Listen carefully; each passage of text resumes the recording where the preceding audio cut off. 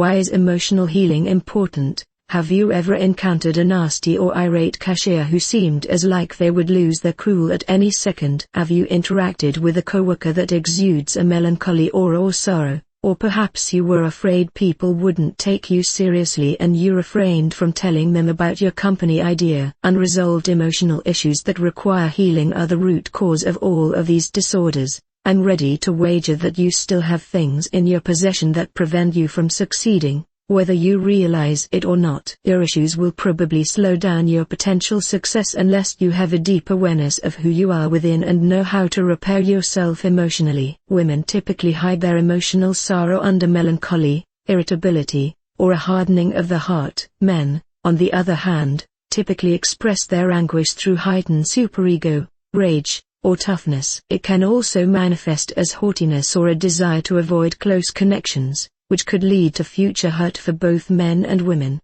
The good news is that you are capable of self-healing. By learning how to cure yourself emotionally with the appropriate emotional healing practices, you can fully eliminate any emotional wounds, anguish, and unresolved hurt. This won't happen instantly, though. It takes time for past emotional wounds to heal. 5 stages of emotional healing. In a healing process, you go through different stages. The stages may vary from person to person, but in general, there are 5 stages. The 5 stages of emotional healing include: 1. Suffering. You are in denial and dishonoring your painful emotions. 2. Awareness. You can name what you feel, how you feel, and why you feel a particular emotion. 3. Confrontation. You confront the emotions you were avoiding and face your emotional pain. 4. Expression. You express your emotions by crying if you feel sad, screaming if you feel angry, or doing whatever you need to do. 5. Acceptance.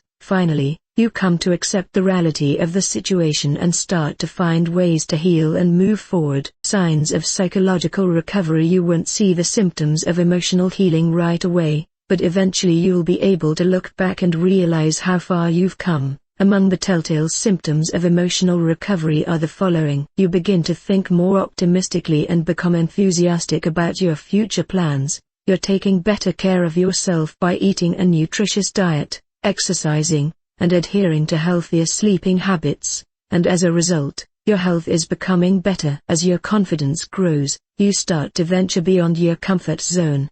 You have more energy and are happier overall. You know that unpleasant days don't last forever and that experiencing sadness occasionally is normal. How much time does emotional healing take? The length of time it takes to heal emotionally varies widely based on personal circumstances and experiences. Emotional healing has no set time frame because it depends on a number of variables, including the severity of the emotional injuries, the availability of support networks, an individual's level of resilience, and their dedication to self-care. It's critical to approach emotional healing with self-compassion, patience, and a readiness to seek professional assistance when necessary. Keep in mind that everyone's route to healing is distinct and lifelong. Emotional healing is a process that takes time and effort. Here are some daily tips that can contribute to your emotional healing. 1. Express your emotions. Look for constructive ways to deal with and express your feelings. It could be through engaging in conversation,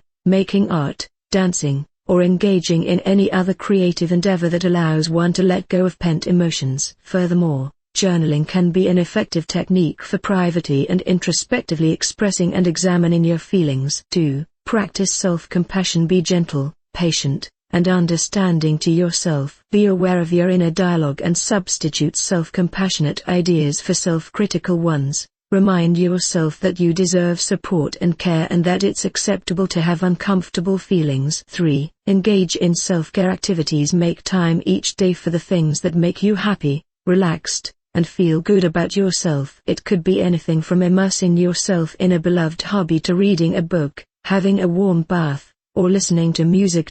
Engaging in self-care activities can support you in emotionally nourishing and recharging. 4. Set boundaries. Your mental health depends on you setting up limits in your interactions. Recognize your boundaries and express them with confidence. When it comes to preserving your mental health and avoiding emotional tiredness, saying no is essential. 5. practice forgiveness. Healing on an emotional level can be facilitated by the personal path of forgiveness. It entails letting go of grievances and rage directed at people who have hurt you. Giving up the weight of unfavorable feelings is what forgiveness is all about, not accepting or forgetting what transpired. If you found some value in this video, please support us and subscribe so we can guide each other on this journey. Thank you.